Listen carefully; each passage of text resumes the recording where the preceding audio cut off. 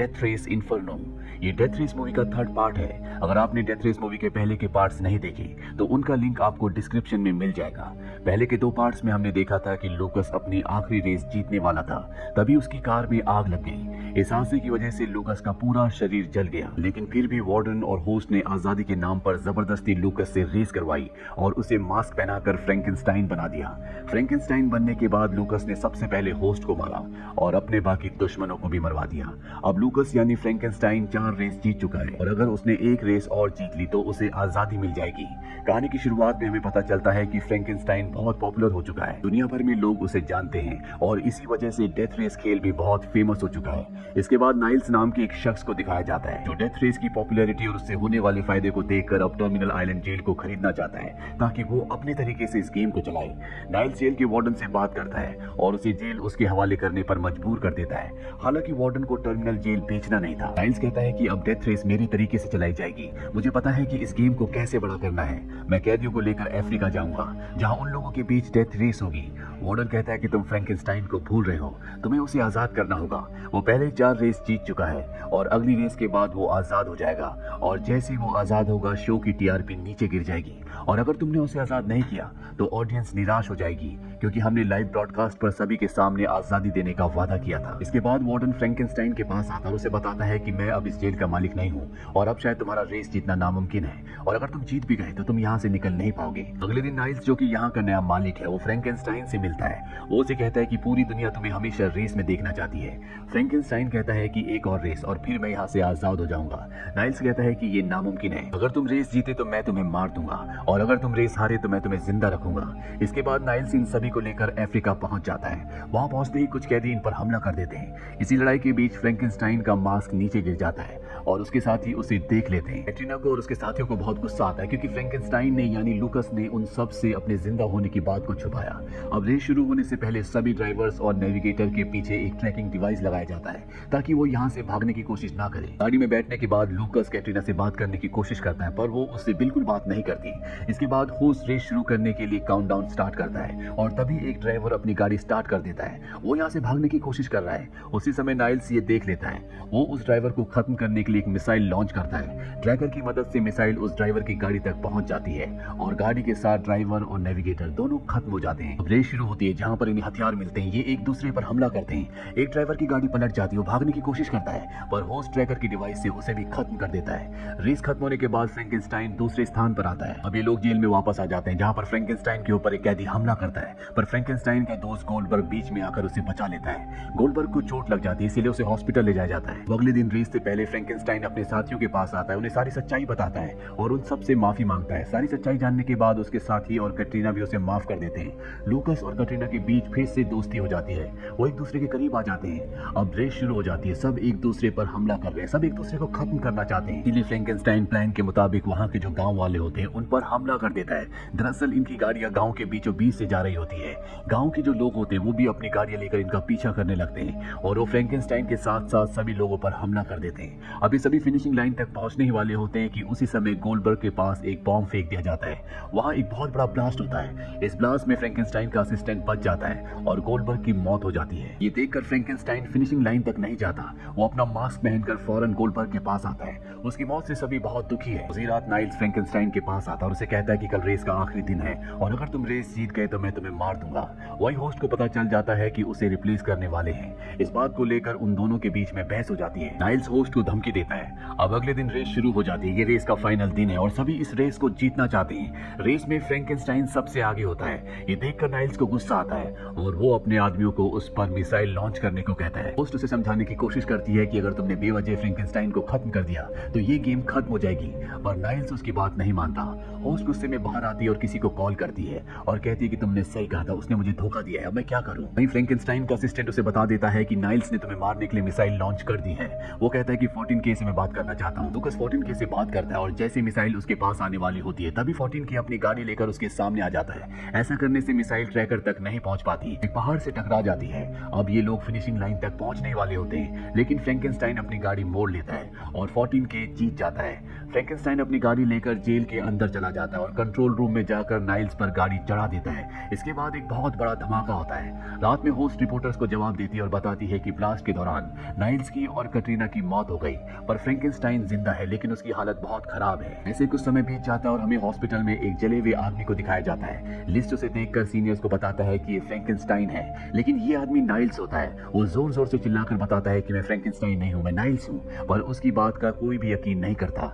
Doctor बताते हैं कि इसकी बॉडी में वही ट्रैकिंग डिवाइस है जो फ्रैंकेनस्टाइन की बॉडी में लगाई गई थी। उस समय बाद हमें फ्रैंकेनस्टाइन को दिखाया जाता है जो कैटरीना, गोल्डबर्ग और नर्स जिससे गोल्डबर्ग प्यार करता है उनके साथ बैठा हुआ है। भी उसे जेल के वार्डन का कॉल आता है। वो फ्रैंकेनस्टाइन से कहता है कि तुमने हमारे प्लान को बहुत अच्छे से कामयाब किया।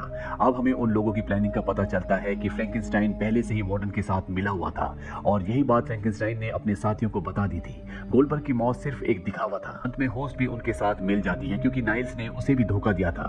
ब्लास्ट से पहले ही कैटरीना और फ्रैंकेनस्टाइन कार से बाहर निकल चुके थे। ब्लास्ट के बाद नर्स ने फ्रैंकेनस्टाइन की ट्रैकिंग डिवाइस को नाइल्स की बॉडी में लगा दिया था। जब ये भाग रहे थे तो लिस्ट ने इनके साथ आने से मना कर दिया था। इसके बाद होस्ट की मदद से फ्रैंकेनस्टाइन, कैटरीना और गोल्डबर्ग ये तीनों की तीनों जेल से निकल जाते हैं। अब हमें नाइल्स को दिखाया जाता है जो जान चुका है कि वो जेल से नहीं निकल सकता, इसीलिए वो मास्क पहनकर खुद फ्रैंकेनस्टाइन बन जाता है। इसी के साथ ये थर्ड पार्ट खत्म हो जाता है। फोर्थ पार्ट की शुरुआत में हमें दिखाया जाता है कि नाइल्स जो अपना बदला लेने के लिए फ्रैंकेनस्टाइन बन गया है, इस बात को बहुत वक्त बीत चुका है और अब टर्मिनल जेल बंद हो गया है। उसकी जगह एक नया जेल बनाया गया है जिसका नाम स्प्रॉल है। ये जगह जेल जैसी बिल्कुल नहीं है। यहाँ सब आजाद घूमते हैं। यहाँ कोई रूल्स और गार्ड्स नहीं है। इस खुली जगह के चारों तरफ बड़ी बड़ी दीवार बनाई गई है और उसके अंदर कैदी कुछ भी कर सकते हैं। इस जगह का लीडर फ्रैंकेनस्टाइन है जो हर वक्त मास्क पहन कर रखता है, इसीलिए किसी भी कैदी ने अब तक उसका चेहरा नहीं देखा है। यहाँ तक कि सारे कैदी बस फ्रैंकेनस्टाइन का मास्क हासिल करना चाहते हैं क्योंकि जिसके पास मास्क होगा उसे फ्रैंकेनस्टाइन समझा जाएगा, उसे उसकी जगह मिल जाएगी।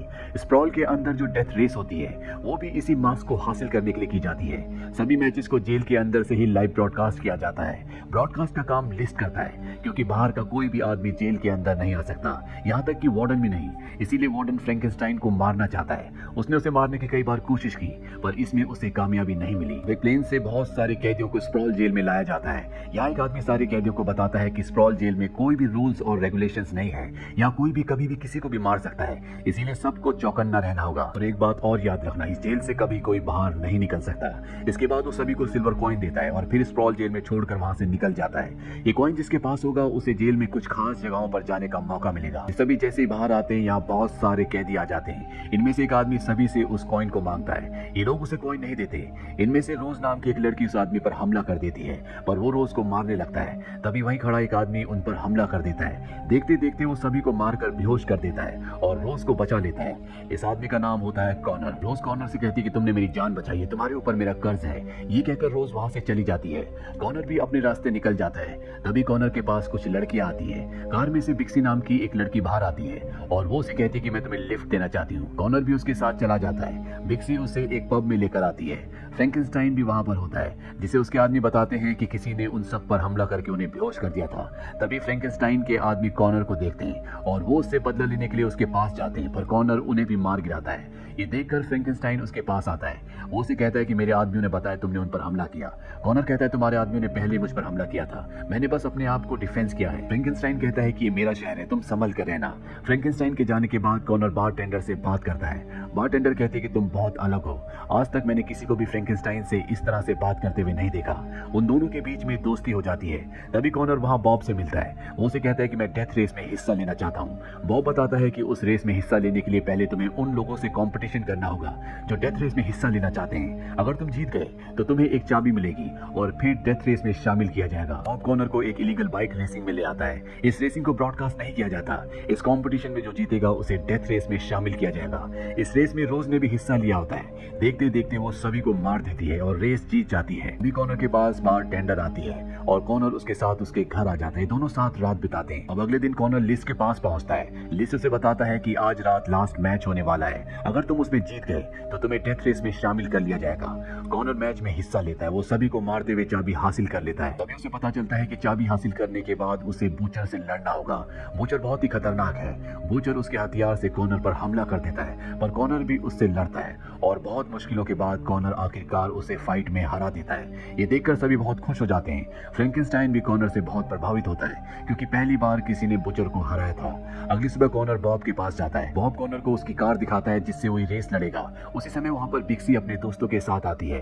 वो सब भी मिलकर कॉनर की गाड़ी को तैयार करते हैं। अब कॉनर की गाड़ी पूरी तैयार हो चुकी है और कल से रेस शुरू होने वाली है। रात में कॉनर बारटेंडर से मिलता है और उसे कहता है कि तुम मेरी गर्लफ्रेंड बन जाओ।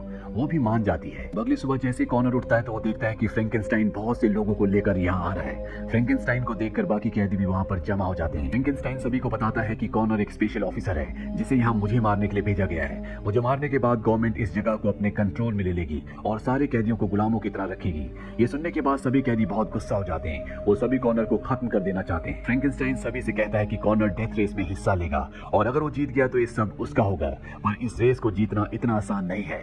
ये कहकर फ्रैंकेनस्टाइन वहां से चला जाता है। कॉनर के सारे साथी उस पर गुस्सा हो जाते हैं। उसकी गर्लफ्रेंड भी वहां से चली जाती है, पर बॉब कहता है कि मैं अभी भी तुम्हारी साइड हूँ। मुझे फर्क नहीं पड़ता कि तुम फ्रैंकेनस्टाइन को मारने के लिए आए हो या फ्रैंकेनस्टाइन की जगह लेने। अब अगले दिन सभी ड्राइवर्स अपनी गाड़ी लेकर ट्रैक पर पहुंचते हैं। कॉनर भी वहां पर आता है। तभी बिक्सी उसके पास आती है और कॉनर से कहती है कि अगर हमारी दोस्ती अभी भी पहले जैसी है तो मैं तुम्हारी नेविगेटर बनूंगी। कॉनर मान जाता है। तभी वो वहां पर अपनी गर्लफ्रेंड को देखता है। फ्रैंकेनस्टाइन के साथी उसे फ्रैंकेनस्टाइन की गाड़ी में बिठाते हैं। फ्रैंकेनस्टाइन कॉनर से कहता है कि अब देखते हैं कि तुम रेस कैसे जीतते हो।